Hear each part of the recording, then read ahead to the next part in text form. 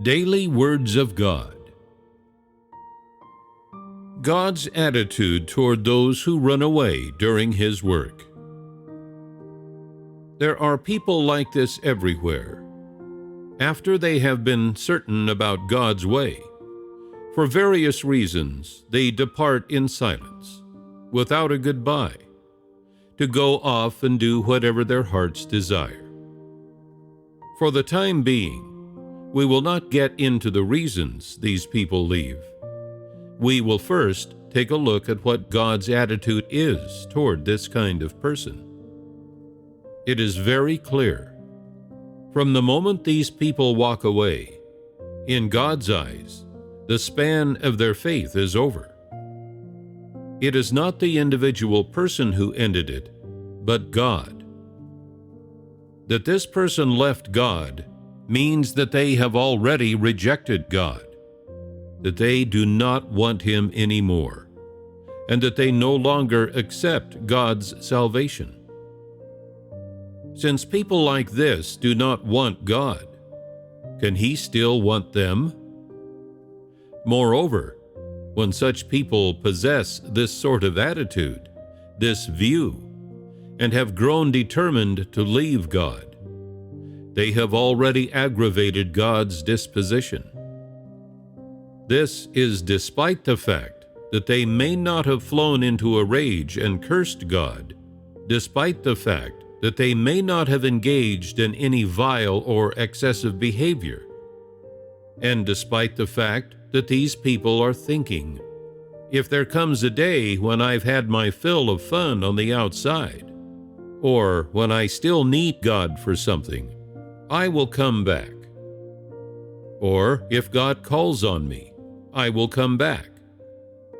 Or they say, when I am hurt on the outside, or when I see that the outside world is too dark and too wicked, and I no longer want to go with the flow, I will come back to God.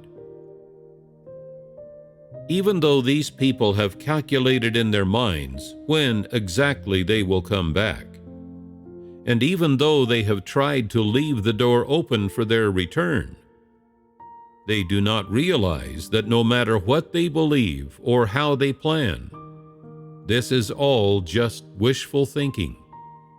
Their biggest mistake is being unclear about how their desire to leave makes God feel.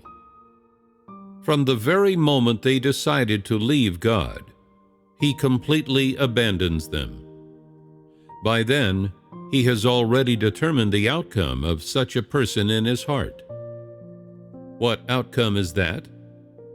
It is that this person will be one of the mice, and will therefore perish along with them. Thus, people often see this kind of situation. Someone abandons God, but then does not receive a punishment. God operates according to His own principles. Some things can be seen, while others are only concluded in God's heart. So people cannot see the results. The part which is visible to humans is not necessarily the true side of things, but that other side, the side you do not see, does indeed contain God's true heartfelt thoughts and conclusions. People who run away during God's work are those who abandon the true way. So, how can God give people who run away during His work such serious punishment? Why is He so angry at them? First of all, we know that God's disposition is majesty and wrath. He is not a sheep to be slaughtered by anyone, much less a puppet to be controlled by people however they want. He is also not a bunch of empty air to be bossed around. If you truly believe that God exists, then you should have a God-fearing heart, and you should know that His essence is not one to be angered. This anger may be caused by a word, or perhaps a thought. or perhaps some kind of vile behavior, or perhaps even by mild behavior, behavior that is passable in the eyes and ethics of humans. Or perhaps it is provoked by a doctrine or a theory. However, once you have angered God, your opportunity is lost and your end days have arrived. This is a terrible thing. If you do not understand that God must not be offended, then maybe you are not afraid of Him, and perhaps you are routinely offending Him.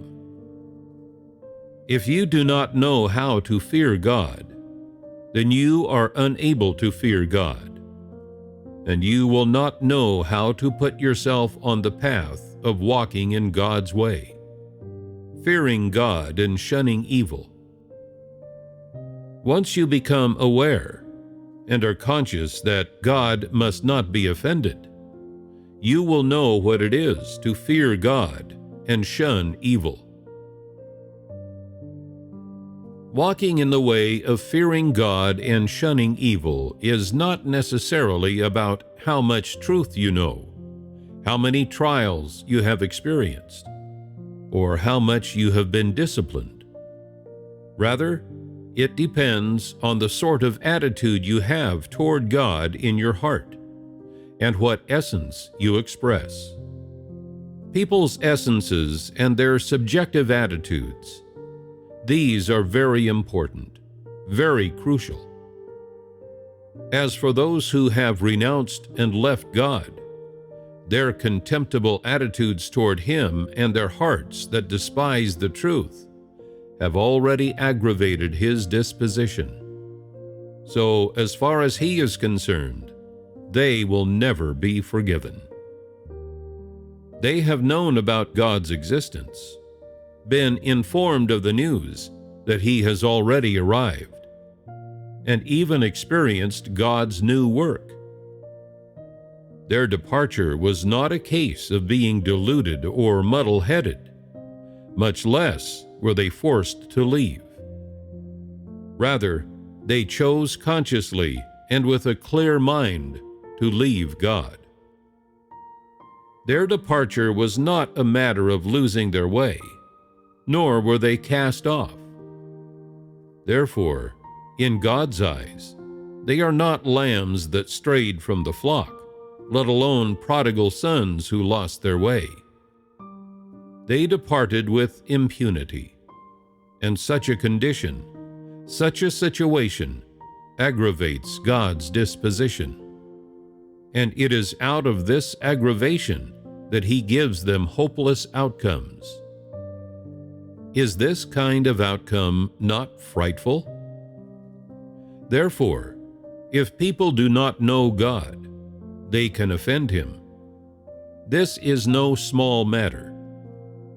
If people do not take God's attitude seriously, and still believe that He is looking forward to their return because they are some of His lost lambs, and He is still waiting for them to have a change of heart, then they are not far off from their days of punishment. God will not merely refuse to accept them, given that this is their second time aggravating His disposition. The matter is all the more terrible. These people's irreverent attitudes have already violated God's administrative decrees. Will He still accept them? In His heart, God's principles regarding this matter are that someone has attained certainty about which is the true way, yet can still consciously and with a clear mind reject God and depart from God. Then He will block off the road to such a person's salvation. And for this individual, the gate into the kingdom will henceforth be closed. When this person comes knocking once more, God will not open the door. This person will be shut out forever. Perhaps some of you have read the story of Moses in the Bible. After Moses was anointed by God, the 250 leaders expressed their disobedience to Moses because of his actions and for various other reasons. To whom did they refuse to submit? It was not Moses. They refused to submit to God's arrangements.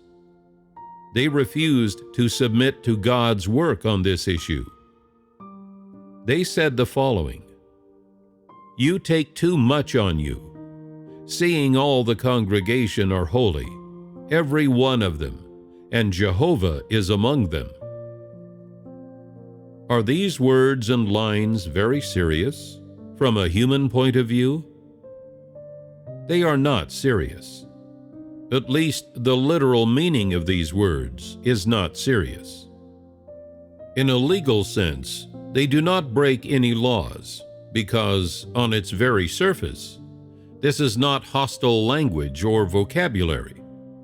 Much less does it have any blasphemous connotations. These are just common sentences, nothing more. Why is it then that these words can trigger such rage from God? It is because they were not spoken to people, but to God. The attitude and disposition expressed by them is precisely what aggravates God's disposition. And they offend God's disposition that must not be offended. We all know what those leaders' outcomes were in the end. Regarding people who have abandoned God, what is their viewpoint? What is their attitude? And why do their viewpoint and attitude cause God to deal with them in such a manner? The reason is that though they clearly know He is God, they still choose to betray Him. And this is why they are totally stripped of their chances for salvation. As is written in the Bible, "For if we sin willfully, after that we have received the knowledge of the truth, there remains no more sacrifice for sins."